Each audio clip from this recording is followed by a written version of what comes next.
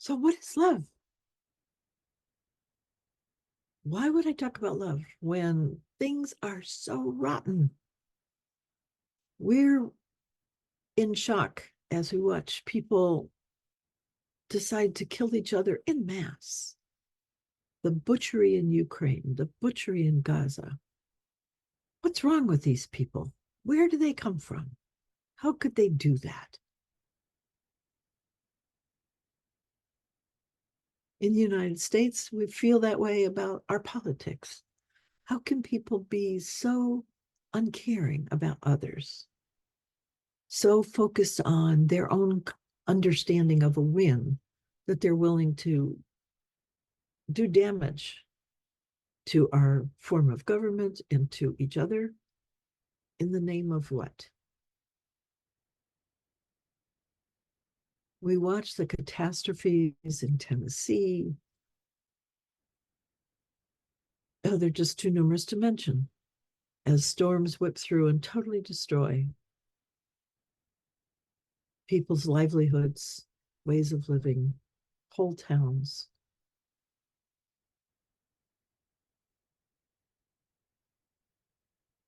When I think about the Philippines, you probably don't know much about the Philippines. Their weather is so chaotic, they don't even know how to plant or when to plant or what to do. And they're facing huge earthquakes in parts of the islands.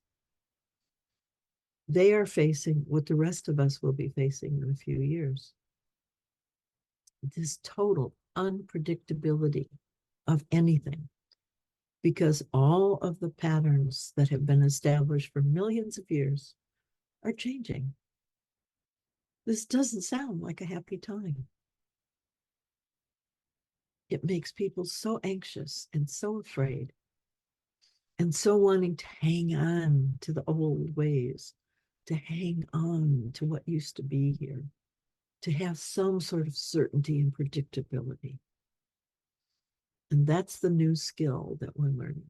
That is what is being called, I believe, for us to do by the love on this planet. I'm not talking about starry-eyed romantic love by any means, but I am talking about this desire to be alive, this joy in being alive. That is love. I think love and life are synonymous. You can't be alive and not love being alive. Love life. Love loves life, as do we, as does everything.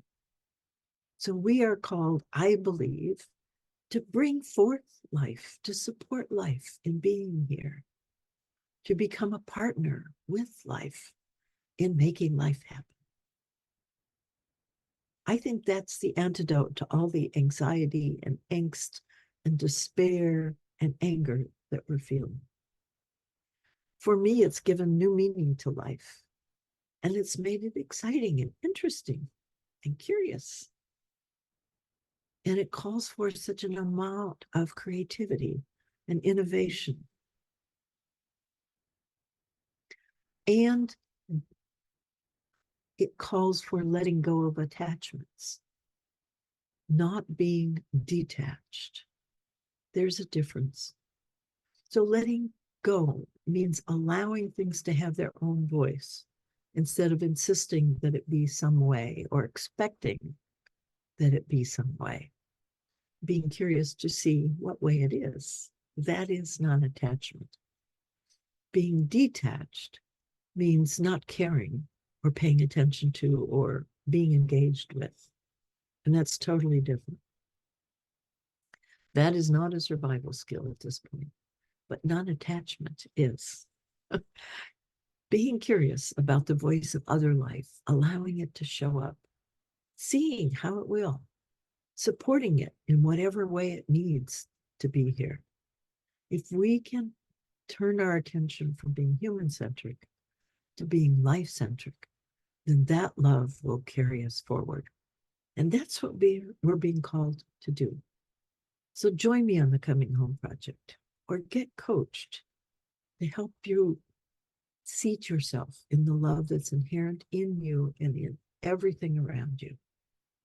To be responsive to that, engaged with that, a part of that in a mutual way. If we take care of life, life will take care of us.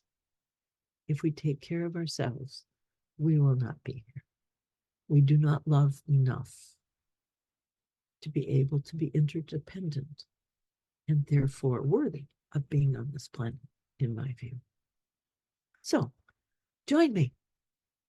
Let's love life and discover what that looks like for each of us, how we can do that, and reinvigorate our feeling of being engaged with life and curious at what's going to happen next.